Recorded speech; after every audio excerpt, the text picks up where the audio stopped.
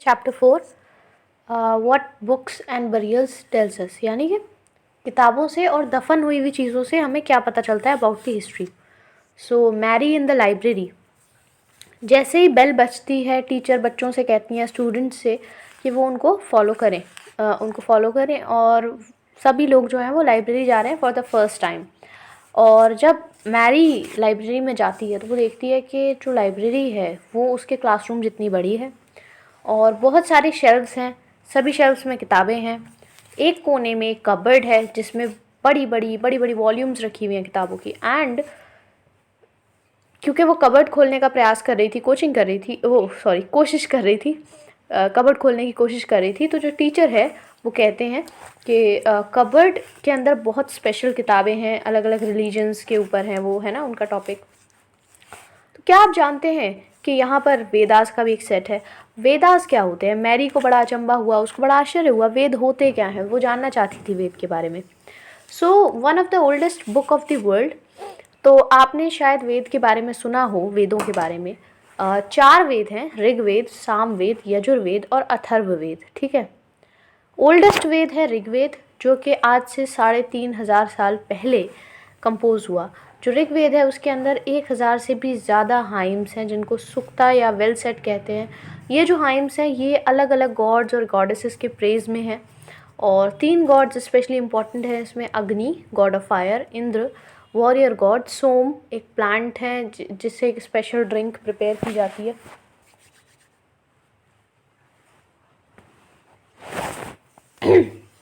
तो ये जो हाइम्स थी, ये जो छोटी छोटी पोएम्स टाइप, जो हाइम से हम बेसिकली हमद कह सकते हैं, जो होती है ना, जो गॉड के प्रेज में लिखी जाती है, गॉड की तारीफ में लिखी जाती है।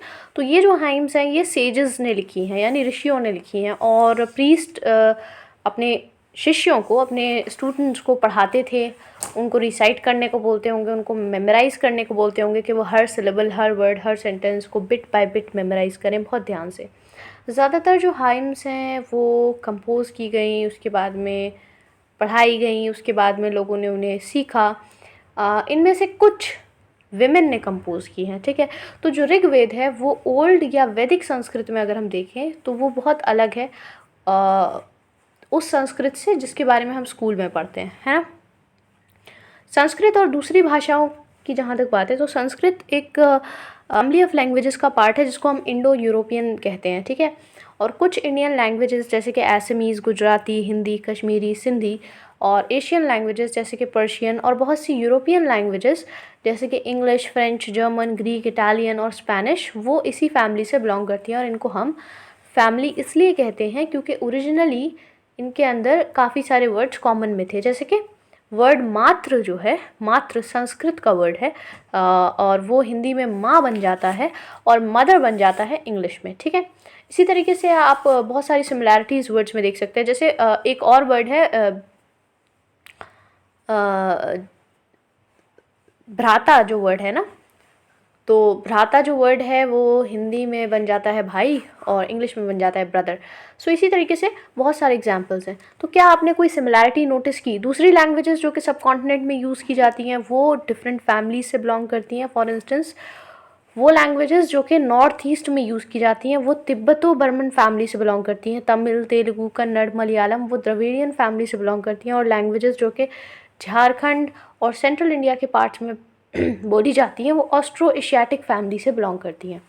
अब उन सभी लैंग्वेजेस की आपको लिस्ट बनानी है जिनके बारे में आपने पढ़ा है या सुना है, और उनको आइडेंटिफाई करने की कोशिश करनी है उनकी फैमिलीज़ को जिससे वो बिलोंग करती हैं। तो जो बुक्स हम यूज़ करते हैं वो रिटन और प्रिंटेड होती हैं। जो ऋग्वेद है उसको रिसाइट किया जाता रहा होगा और सुना जाता रहा होगा, उसको पढ़ा नहीं जाता होगा, ठीक है। हम जो बुक यूज़ करते हैं वो प्रिंटेड होती हैं, लेकिन उस दौर में प्रिंटिंग का ऐसा कोई सिस्टम नहीं था। तो बेसिकली बुक्स या कोई भी वेद है या कोई भी टेक्स्ट है उसको बोल करके, उसका उच्चारण करके और उसको सुन करके, यानी जब लोग उसको सुन करके याद कर लेते थे। तो basically this was the process of teaching and learning. So उसके काफ़ी सदियों बाद इसको लिखा गया, इसके कंपोज होने के बहुत सदियों बाद इसको लिखा गया, और आज से 200 साल पहले ही इसको प्रिंट किया गया। अब किस तरीके से हिस्टोरियंस ऋग्वेद के बारे में पढ़ते हैं, तो हिस्टोरियंस जैसे कि आर्कियोलॉजिस्ट हैं वो पास्ट के बारे में पता लगाते हैं, लेकिन मटेरियल रिमेन्स के एडिशन में, यानी जो चीज़ें उनको मटेरियल रिमेन्स मिलते हैं, जैसे कहीं से उन्हें कोई मैन्युस्क्रिप्ट मिल गई, कहीं से उन्हें कोई बर्तन मिल गया, कहीं से उन्हें कोई औजार मिल गया, तो ये सारी चीज़ों को मिक्सअप करके वो फिर उस जो कुछ उनको मिलता है वो उसके साथ टेक्स्ट को और मटेरियल रिमेन्स को मिला करके वो हिस्ट्री क्रिएट करते हैं, ठीक है। वो रिटन को भी एग्जामिन करते हैं आर्कियोलॉजिस्ट, और हम देखेंगे कि कैसे ऋग्वेद को उन्होंने पढ़ा। तो कुछ हाइम्स हैं ऋग्वेद में जो कि डायलॉग फॉर्म में है।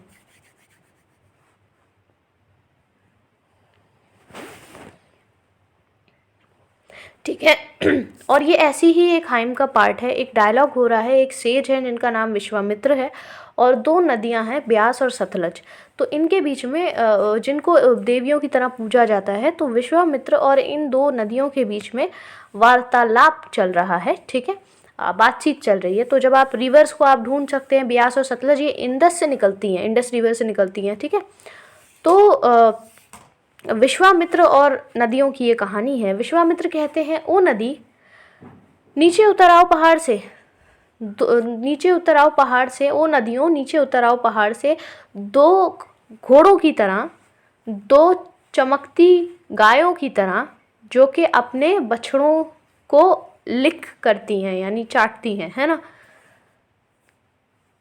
तुम रथों की तरह चलती हुई समुद्र में चली जाओ, इंद्र के पावर से रथों की तरह चलती हुई समुद्र में चली जाओ, तुम में बहुत पानी है और तुम एक दूसरे से मिलना चाहती हो, एक दूसरे से मिलना चाहो, and wish to unite with one another. Rivers इसके जवाब में क्या कहती हैं, हम जो पानी से भरे हुए हैं देवता के मार्ग पे चलते हैं जो कि उसने हमारे लिए बनाया है। एक बार हमने बहना शुरू कर दिया, हम रोके नहीं जा सकते। तो तुम हमसे क्यों प्रार्थना कर रहे हो ऋषि, तुम हमसे क्यों प्रार्थना कर रहे हो, ठीक है, ऋषि से वो पूछ रही है तुम क्यों प्रार्थना कर रहे हो। तो विश्वामित्र कहते हैं कि मेरी बहनों मेरी बात सुनो, एक गायक है, एक गाने वाला है जो बहुत दूर से आया है अपने रथों के साथ और अपने कार्ट्स के साथ। कार्ट्स जो गाड़ी होती है ना, जिसमें पहिए होते हैं, कभी कभी बुलक कार्ट या हाथ वाली गाड़ी भी होती है। सो कार्ट के साथ आया है, रथों और कार्ट के साथ आया, कार्ट्स के साथ आया, और अपना पानी को हमारे एक्सेल्स के ऊपर मत जाने देना, वरना हम सेफली क्रॉस नहीं कर पाएंगे। तो हम सेफली क्रॉस कर लें, इसलिए तुम अपने पानी को लिमिट में बहाना, ठीक है, संयम के साथ उसको बहाना। रिवर्स जवाब में कहती हैं कि हम तुम्हारी प्रार्थनाओं को सुनेंगे, ठीक है, और ताकि तुम सेफली इसको क्रॉस कर सको। हिस्टोरियंस ये पॉइंट आउट करते हैं कि ये हाइम इस एरिया में कंपोज की गई जहाँ पर ये रिवर्स फ्लो करती हैं। वो ये भी सजेस्ट करते हैं कि सेज एक ऐसी सोसाइटी में रहते थे जहाँ पर हॉर्सेस काउस की वैल्यू काफ़ी ज़्यादा थी, वो वैल्यूड एनिमल्स थे, और इसी वजह से रिवर्स को हॉर्सेस और काउस से कंपेयर किया गया है। क्या आपको लगता है कि चैरियट्स भी इंपॉर्टेंट रहे होंगे, यानी कि जो रथ होते हैं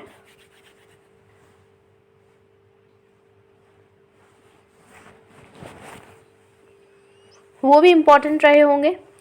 रीज़न दीजिए अपने आंसर के लिए। वर्सेस को पढ़िए और पता लगाइए कि क्या मोड्स ऑफ ट्रांसपोर्ट होंगे जिनको मेंशन किया गया है। दूसरी नदियाँ स्पेशली जो इंदस है और उसकी ट्रिब्यूटरीज हैं और जो सरस्वती है, उनको भी हाइम्स में उनके नाम लिए गए हैं। गंगा यमुना इसका नाम सिर्फ एक बार लिया गया है।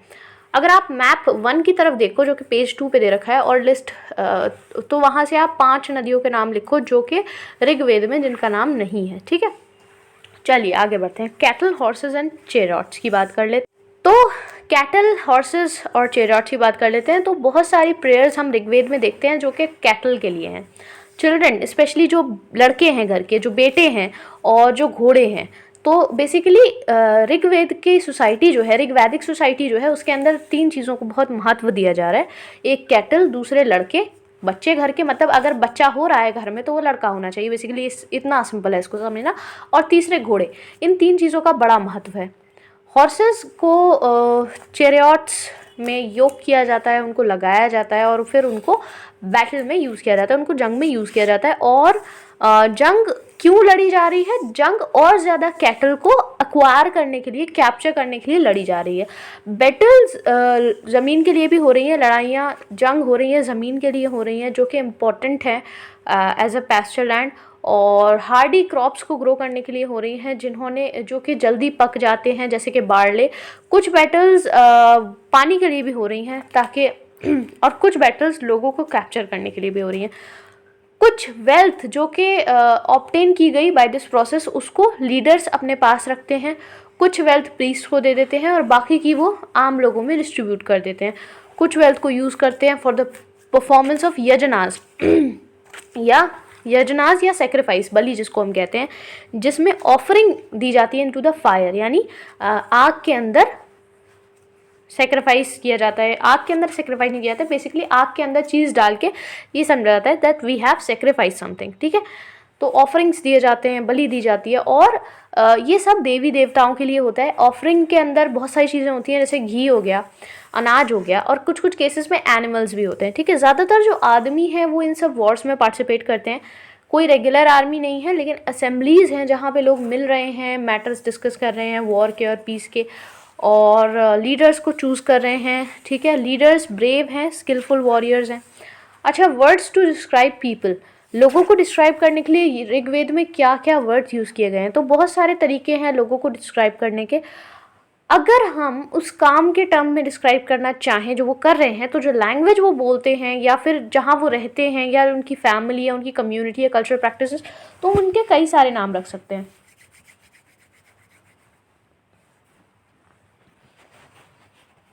जैसे अगर मैं दो इंसानों में डिफ्रेंशिएट करना चाहूँ, जैसे मैं और मेरा कोई क्लासमेट, तो हो सकता है कि हम सेम क्लास में पढ़ रहे हैं, हो सकता है कि हम एक ही चीज़ पढ़ रहे हैं, बट हमारा जो बैकग्राउंड है वो काफ़ी अलग हो सकता है। हम अलग अलग फैमिली से बिलोंग कर रहे हैं, हमारी कल्चरल प्रैक्टिसेस अलग अलग है, हम अलग कम्युनिटीज से बिलोंग करते हैं, हम अलग लैंग्वेज बोलते हो शायद, है ना। तो ये सारे डिफरेंसेस हो सकते हैं। तो इसी वजह से कभी भी हम किन्हीं भी दो लोगों को इन सभी बेसिस पे क्लासीफाई कर सकते हैं और उनको हम नाम दे सकते हैं, ठीक है। तो कुछ वर्ड्स जो कि ऋग्वेद ने यूज़ किए इन लोगों को डिस्क्राइब करने के लिए, उनकी हम बात कर लेते हैं। तो सबसे पहले दो ग्रुप हैं जो कि उनके काम के टर्म्स में डिस्क्राइब किए गए हैं। सबसे पहले है प्रीस्ट, ठीक है।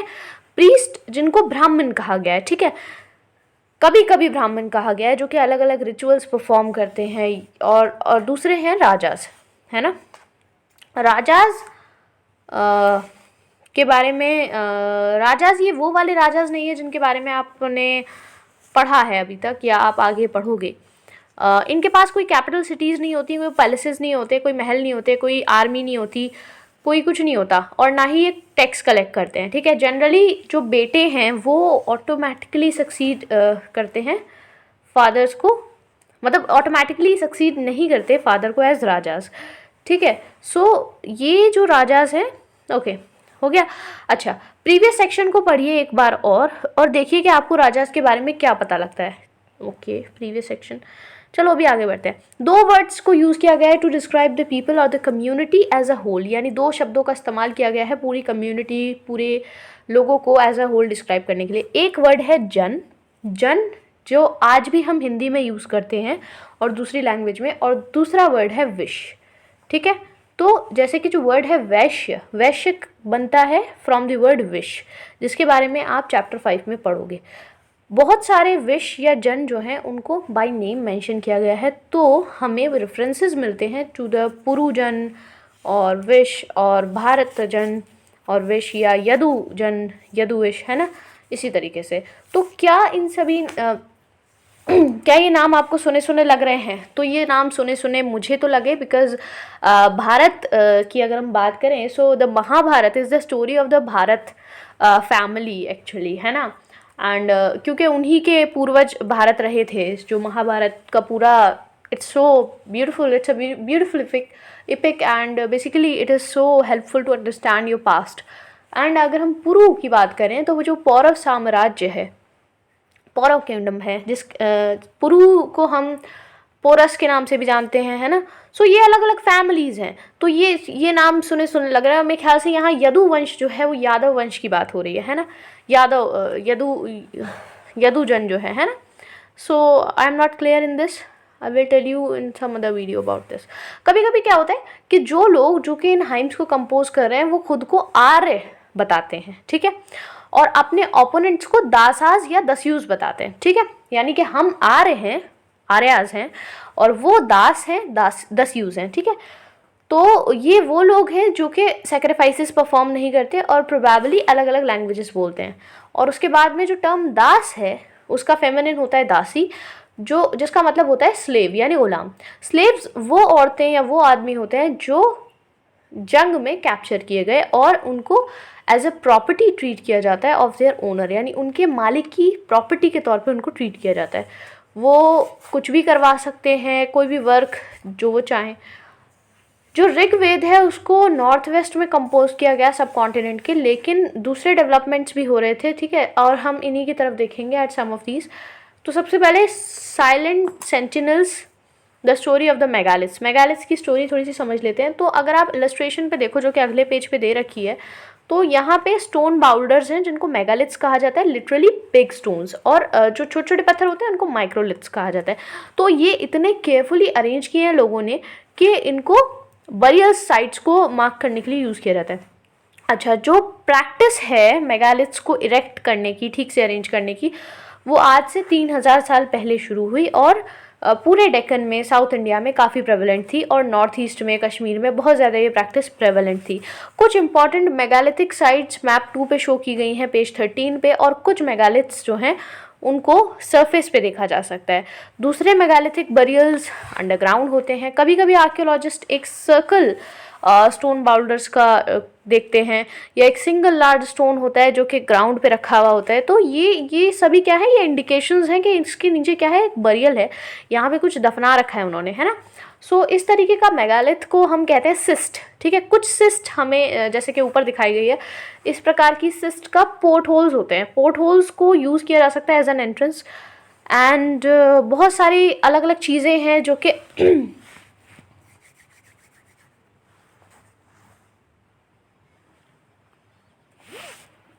बहुत सारी चीज़ें हैं जो कि लोग करते थे to make these megaliths. And हमारे पास, हमने एक लिस्ट बनाई है यहाँ पर, उनको अरेंज करने की कोशिश कीजिए इन द करेक्ट ऑर्डर। जैसे कि digging pit in the earth, सबसे पहले अर्थ में एक गड्ढा खोदना, उसके बाद में स्टोन्स को ट्रांसपोर्ट करना, उसके बाद में बोल्डर्स को ब्रेक करना, तोड़ना, उसके बाद में स्टोन को पोजीशन में रखना, उसके बाद में सूटेबल स्टोन को ढूंढना, उसको शेप देना, उसके बाद उसको शेप देना, उसके बाद में उस डेड को उसके अंदर बरी करना, and then repeat the same process of just covering it up. So this is all about the megalith. अब जितने भी बरियल्स हैं उनके कुछ कॉमन फीचर्स होते हैं। जनरली जो डेड है उसको बरी किया जाता है विद डिस्टिंक्टिव पॉट्स, अलग अलग तरीके के बर्तनों के साथ, मटकों के साथ उसको बरी किया जाता है, जिनको ब्लैक एंड रेड वेयर कहा जाता है, ठीक है। और हमें यहाँ पर टूल्स मिलते हैं, वेपन्स मिलते हैं आयरन के, और कभी कभी हमें स्केलेटन्स भी मिलते हैं हॉर्सेस के, और हॉर्स इक्विपमेंट मिलते हैं, ऑर्नामेंट मिलते हैं स्टोन के और गोल्ड के। तो क्या आयरन हड़प्पन सिटीज़ में यूज़ किया जाता था, सोचिए। अच्छा जी, आयरन इक्विपमेंट की जहाँ तक बात है जो कि हमें मेगालिथिक बरियल से मिलते हैं, तो लेफ्ट टॉप पे हॉर्स इक्विपमेंट,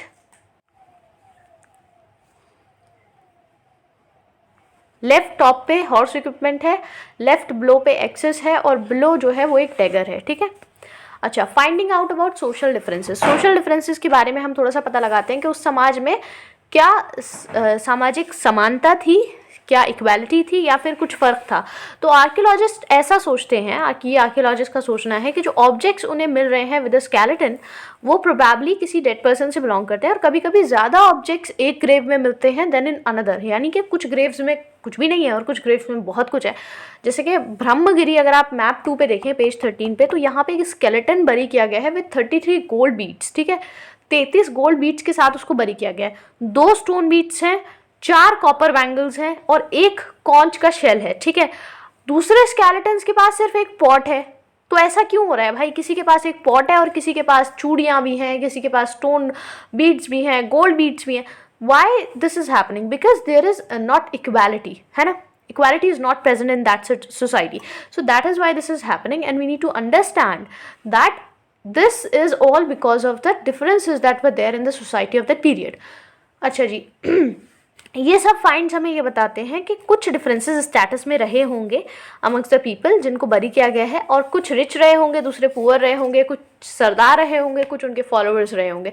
सो इस तरीके से. अच्छा, जहाँ पर कुछ बरियल स्पॉट्स हमें मिल रहे हैं तो उन वो कुछ सर्टेन फैमिलीज़ के लिए है. मतलब ये भी एक बहुत खास चीज़ हम देखते हैं दैट कोई अभी हम इसके बारे में पढ़ेंगे. तो कभी कभी क्या होता है कि जो मेगालिथ्स हैं उसमें एक से ज़्यादा स्केलेटन हमें मिलता है, और इससे हमें पता चलता है कि जो लोग हैं जो कि सेम फैमिली से बिलोंग करते हैं उनको उस सेम जगह पे दफनाया गया है. ठीक है, हो सकता है सेम टाइम पे ना दफनाया गया हो, लेकिन सेम जगह पे दफनाया गया है. तो जो बॉडीज़ हैं उन सभी लोगों की जो कि बाद में जिनकी डेथ हुई, उनको उस ग्रेव में दफनाया जाता है थ्रू द पोर्ट होल्स. ठीक है, पोर्ट होल्स के थ्रू. और स्टोन सर्कल्स या बाउल्डर्स को सरफेस पे प्लेस कर दिया जाता है ताकि वो साइन पोस्ट की तरह काम करे, ताकि बरियल साइट ढूंढने में आसानी रहे, ताकि लोग जो हैं वो ईजिली सेम प्लेस पे वापस पहुंच सकें जब भी उनको ज़रूरत हो. अच्छा, एक स्पेशल बरियल हमें इनाम गाँव में मिलता है. तो इनाम गाँव अगर आप मैप 2 पे ढूंढोगे, पेज 13 पे, तो ये एक वो साइट है जहाँ पे हमें रिवर घोड़ मिलती है. ठीक है, ये एक ट्रिब्यूटरी है भीमा की, और ये अबाउट 3600 यानी 3600 एंड 2700 ईयर्स अगो इस बीच में ये ऑक्यूपाइड थी. ठीक है, यहाँ पर जो एडल्ट्स हैं वो जनरली ग्राउंड में बरी किए जाते थे और ऐसे ही छोड़ दिए जाते थे. ठीक है, ऐसे छोड़ दिए जाते थे straight with the head towards the north. जो खोपड़ी है, सर है, वो नॉर्थ की तरफ, और जो बरियल है वो हाउस के अंदर होता था, घर के अंदर होता था, और वेसल्स प्रोबेबली जिसमें थोड़ा खाना पानी होता था वो उस डेड पर्सन के साथ रखे जाते थे. एक आदमी हमें एक बड़े से 4 लेग्ड क्ले जार में बरीड मिलता है in the courtyard of a 5 roomed house, यानी 5 कमरे के घर में उसके कोर्टयार्ड में वो 4 लेग्ड क्ले जार के अंदर हमें एक आदमी बरीड मिलता है. तो ये जो घर है 5 कमरों का घर, ये उस साइट के कुछ बड़े घरों में से एक है. तो अगर हम सेटलमेंट के सेंटर में देखें, वहाँ पर ये घर है. तो ये जो हाउस है इसके पास एक ग्रैनरी भी है. जो बॉडी है उसको एक जो बॉडी है उसको एक क्रॉस लेग पोजीशन में रखा गया है. ठीक है, सो ये जो पोजीशंस हैं that head towards the north, cross legged positions, ये भी हमें बहुत कुछ बताती हैं about the beliefs of that society. तो क्या आपको लगता है कि ये बॉडी किसी चीफ की रही होगी? अपने आंसर के लिए रीज़न दीजिए. ओके, सोचिए और आंसर बताइए कमेंट सेक्शन में. अच्छा, क्या स्केलेटल स्टडीज़ से हमें पता चलता है? What do we get from the skeletal studies? So ये बहुत आसान है कि हम ये पता लगा पाएँ कि ये किसी बच्चे का स्केलेटन है, क्योंकि ये बहुत छोटा है, लेकिन कोई मेजर डिफरेंसेस नहीं होता किसी लड़की या लड़के की बोन्स में. तो हम ये कैसे पता लगाएंगे कि ये लड़का था या लड़की, ये आदमी था या औरत, है ना? तो कभी कभी लोग ये डिसाइड करते हैं on the basis of what is found with the skeleton. Skeleton के साथ क्या मिला है. मान लीजिए अगर स्केलेटन ज्वेलरी के साथ मिला है तो उसको औरत का स्केलेटन समझा जाएगा, लेकिन इसके साथ भी प्रॉब्लम है. क्यों? क्योंकि आदमी भी ऑर्नामेंट्स पहनते हैं, आदमी भी गहने पहनते थे पुराने ज़माने के. आप बताइए आप क्या कर लेंगे. तो एक बेटर वे इसको पता लगाने का ये है कि स्केलेटन का सेक्स क्या रहा होगा, उसका जेंडर तो नहीं, सेक्स क्या रहा होगा basically, because we are talking about the biological feature not the social feature. तो उसका सेक्स क्या रहा होगा ये पता लगाने के लिए बेटर तरीका ये है कि हम बोन स्ट्रक्चर की तरफ देखें. ठीक है, तो जो हिप या पेल्विक एरिया होता है किसी भी विमेन का, वो जनरली बड़ा होता है ताकि वहाँ पर चाइल्ड बियरिंग को इनेबल करने के लिए, है ना. वो pelvic area and that hip area is larger as compare to the men. और ये नेचर ने ही रखा है. नेचर ने क्यों रखा है? Because to have the child bearing capacity, है ना. So that is why it is a better way to figure out the sex of a skeleton. And ये जो डिस्टिंक्शंस हैं ये मॉडर्न स्केलेटल स्टडीज़ के बेसिस पर हैं. आज से 2000 साल पहले एक फेमस फिजिशियन थे जिनका नाम था चाराक, जिन्होंने एक बुक लिखी है मेडिसिन पर जिसका नाम है चाराक संहिता. और वहाँ पे उन्होंने ये बात लिखी है कि ह्यूमन बॉडी के अंदर 360 बोन होती हैं.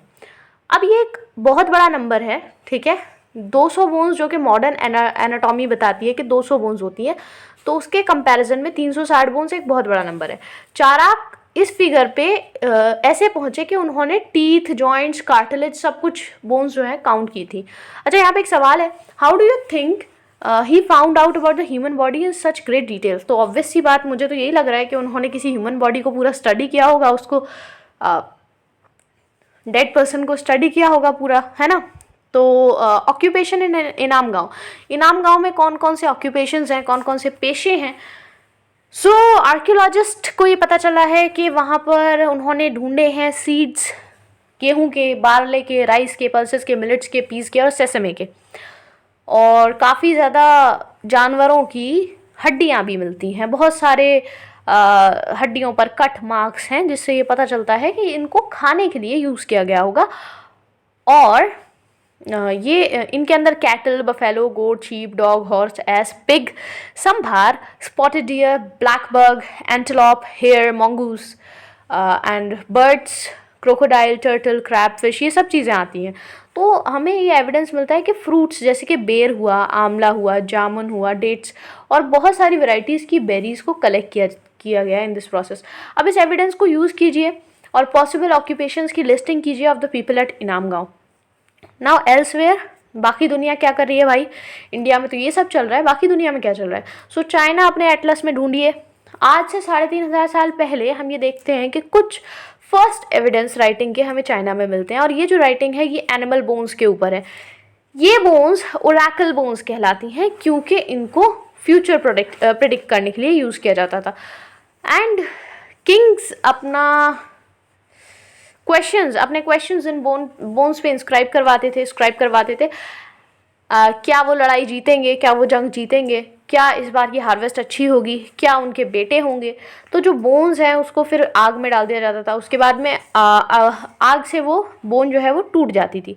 तो जो फॉर्च्यून टेलर्स हैं उन्होंने इन क्रैक्स को स्टडी किया और वो फ्यूचर को प्रेडिक्ट करने का फिर कोशिश करते थे बाय अंडरस्टैंडिंग दीज क्रैक्स, है ना।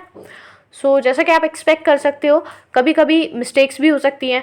सो ये जो किंग्स हैं ये पैलेसेस में रहते थे, सिटीज़ में रहते थे, और काफ़ी वेल्थ थी, काफ़ी दौलत थी इनके पास, बड़े बड़े डेकोरेटेड ब्रॉन्ज वेसल्स थे। लेकिन इनको यूज़ ऑफ आयरन, यानी लोहे का इस्तेमाल कैसे करना है वो इन्हें नहीं पता था। अच्छा, एक डिफरेंस बताइए between the Raja of the Rigveda and these Kings. क्या डिफरेंस है इनके बीच में, ऋग्वेद के राजा के और इनके बीच में। वहाँ ये आप सोचेंगे। एंड इसके बाद let's come to the exercises. Okay okay, ये क्वेश्चन देख लेते हैं। Write down a short poem और song that you have memorized. Did you hear or read the poem or song? How did you learn it by heart?